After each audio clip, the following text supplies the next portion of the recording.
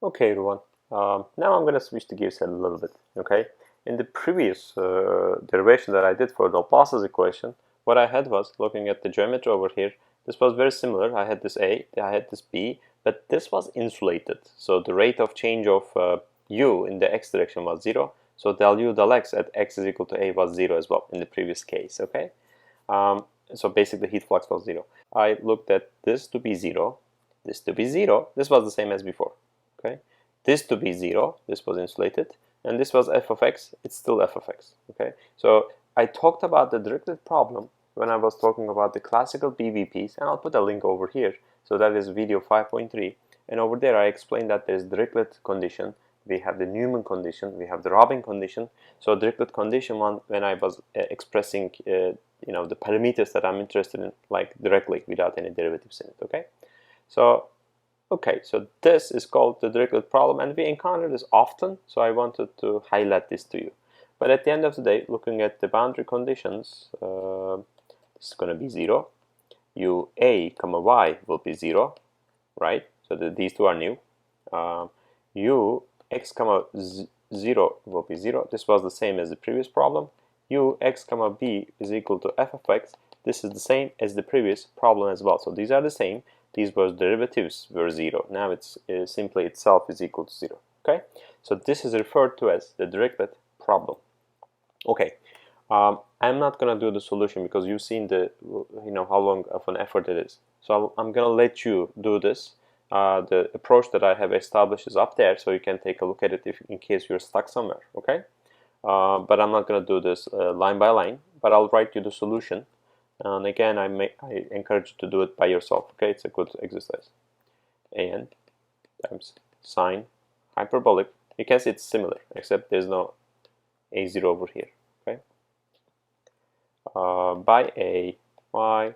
It was cosine, now it's sine. It's a sine expansion, half range sine expansion, right? Where an is equal to 2 by a sine hyperbolic and pi b by a. So this is the same so far. Okay, 0 to a, f of x so far is the same. Now it was cosine back there, now it's sine. Sine and pi by a x dx. Actually, let me go up because I have the solution right there, so you can compare contrast. Yeah, okay, can. So same, going back, right? This is the same. This is cosine here, that is sine over there. My a0 is 0, and looking at the equation itself, where is it? Over here. I don't have this, and this is now sine as opposed to cosine. That's it. That's the only difference. Again, it becomes a half range sine expansion as opposed to cosine, which I did. And the one that I did was more complex than this, so you should be able to do it. Okay. Let me give you an example to illustrate how to do it. But again, the rest of the point is you simply find an and just plug it in, right? I don't see much, a change. Just for the completeness purposes, let's go ahead and do it, okay? So I have this rectangle over here. Let's say this is 1, this is 1, a simple one. Temperature over here is 0. Temperature over here is 0. Temperature over here is 0. Temperature over here is, let's say, 100. Doesn't really matter, okay? And you can just think of this like a plate, right? So I know the 4 corners, and what would be the temperature distribution here? It's going to be like that, So in order to calculate that, this is a little bit beyond the scope application-wise, because we offer a course called Advanced Conduction, so you will cover these things there, but just want to give you a flavor, okay? At the end of the day, once you have the equation handy, it's not a huge complexity. A is 1, B is 1. Let's establish that, right? So when I write that, I'll get sine hyperbolic of n pi, okay? And 0 to 1, which is 100, times sine of n pi x, right? A is 1 dx. So then if I go ahead and write this, you're going to see this becomes 200. I can take 200 out. And then it will be sine hyperbolic n pi, right? And I will get, negative, right? When I take this, I'm going to get 1 over n pi, right? Times the cosine of n pi x. And I have to evaluate this from 0 to 1. Okay, so let's rewrite this. Minus 200, I can combine those two divisions into 1.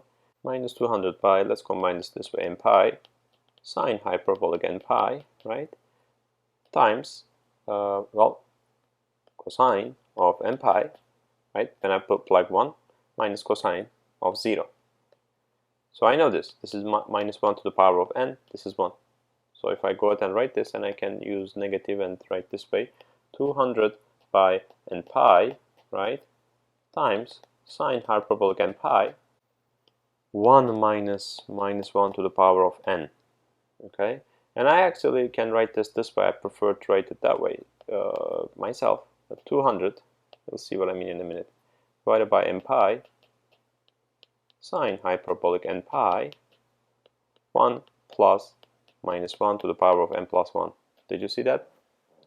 So I have a minus 1 over here. When I multiply this by minus 1 times this becomes n plus 1, right? So I can do this. It's up to you, okay? So this will be my an at the end of the day. Let's write it over here. An is this. So then, as I know my an, now I will go ahead and write the equation that I'm looking up there, okay? U, x comma y, so the temperature distribution in the two axes that I have, two-dimensional, n is equal to 1 to infinity, I will have an, which is 200 divided by n pi sine hyperbolic n pi, right? So then 1 plus minus 1 to the power of n plus 1. So that is my an, right? And then I'll multiply this by sine hyperbolic n pi by a y. And then I have also need to multiply this by the x-axis sine and pi by a x. Okay? So that is it for this particular question. It was a simple example, but just to illustrate. And at the end of the day, once you have a Dirichlet problem, this will change, right? Looking at here, this is going to change. Okay, one thing I want to establish is, you may have, at least I was feeling it when I was teaching it, you're looking at the Dirichlet problem, this is kind of limited, right? I mean, I had this 0 over here, 0 over here, 0 over here, and some other number over there, right? So what if this affects us here, right? Or here, or here, okay? So can I solve that? So let me go ahead and tell you something, okay? This will be quite handy, so listen carefully, okay? I'm going to talk about the superposition. What I'm going to do is I'm going to take advantage of Laplace equation being linear. We discussed this, okay? Section 5.1 and 5.2. The solutions can be superimposed. Again, we discussed this, section 5.22. Let's say that I am given this case. Let's call this f of y. Let's call this capital G of y. Let's call this f of x. Let's call this g of x. So if I try to, let's say that straight out, I go over here and I plug these 4 boundary conditions. Where is it? Right here. If I plug these 4 boundary conditions that I specified over there, okay? What will happen then is you're not going to get eigenvalues, right? Because the boundary conditions is not homogeneous. So what I have to do is I have to separate this by using the superposition this way, okay? Okay, so what I'm saying is I can have this to separate it this way. I can have this as gx over here. I can have f of x over here. I can have capital F of y over here. I can have g of y over there. And obviously, in this particular case, let's do this with the pink too. This will be 0. This will be 0 over here. This will be 0. This will be here 0. Now, what's happening in one dimension? The key here is in one dimension this is homogeneous, and same thing over here. Now this is homogeneous over here, so I will be able to solve this. And actually, even further, I will actually go ahead and separate this into two too. Okay, so I can have this component, and let's draw small because this is getting a bit big. Plus, so I can do this if I choose to. So I can do. I already had 0, 0 over here. I can put 0 in here and I can have g of x. Okay, so this is the Dirichlet problem that you're looking at. Okay, I also can do 0, 0, and I can have 0 here, and I can do f of x over here. You see? So I can sum them up this way. So I will be able to obtain my solution. So it's very, very powerful. Okay, I can do similar over here. Actually, let me copy paste. I'll be back. Okay, I'm back. So you can see this is 0, 0. This is 0, 0 from up there, right? But now what I'm saying is I can do this f of y over here and put 0 here, put the 0 here, g of y here. So my recommendation is basically 4 modified Dirichlet cases, and then you simply sum up the solutions to obtain this if you were ever exposed this kind of a question. Okay, so this sums up this segment as well. Thank you for watching. Have a great day.